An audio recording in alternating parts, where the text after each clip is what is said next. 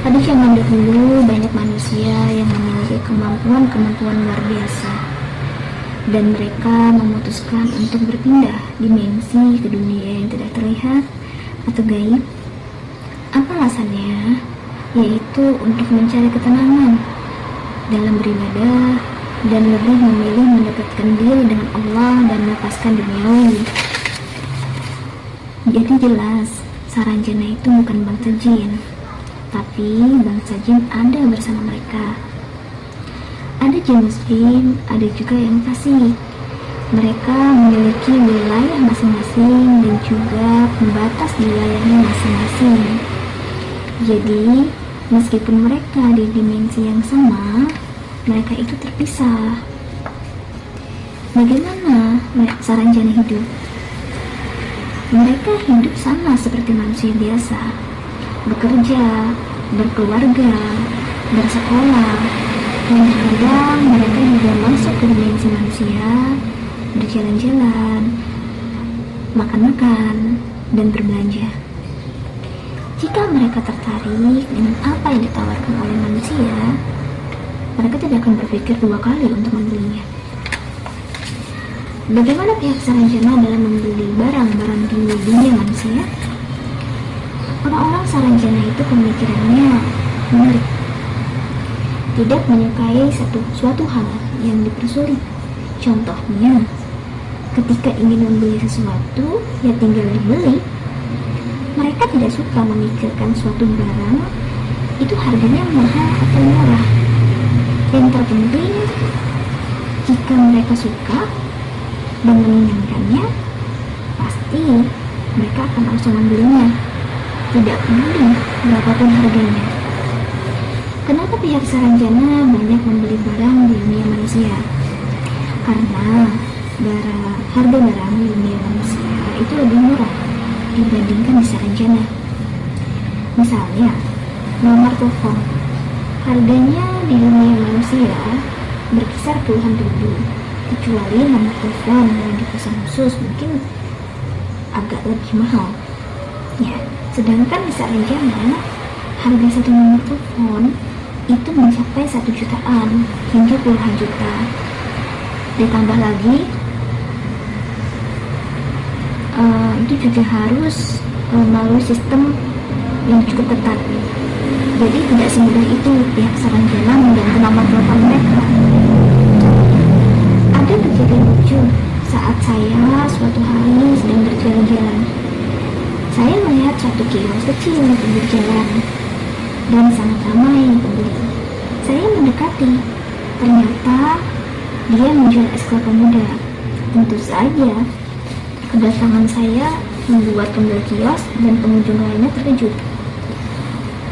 Pengunjung lainnya memberi saya ruang agar saya bisa masuk. Lalu pemilik kios memberikan saya tempat duduk. Padahal pengunjung yang lainnya itu berdiri.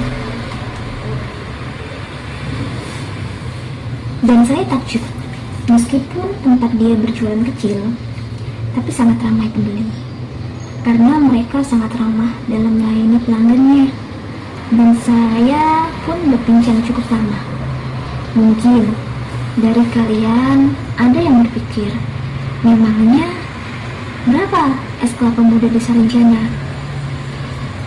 Harga es muda di Saranjana itu sekitar 50.000 dan dijualnya itu per mangkok. Ya, dan saya pun sempat berpikir, harga es kelapa di dunia manusia jauh lebih murah. Itu hal yang pertama yang saya pikirkan. Dan menarik,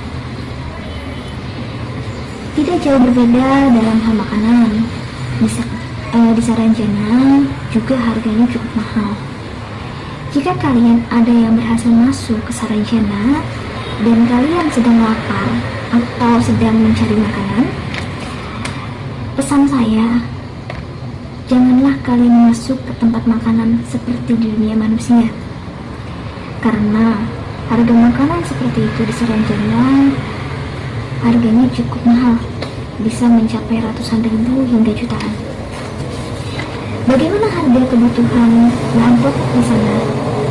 Tentu saja, harga di sana juga jauh lebih mahal, tentunya dengan kualitas yang baik. Begitu juga dengan pakaian dan perlengkapan lainnya. Banyak manusia yang ingin masuk untuk bekerja, belajar, berjalan-jalan.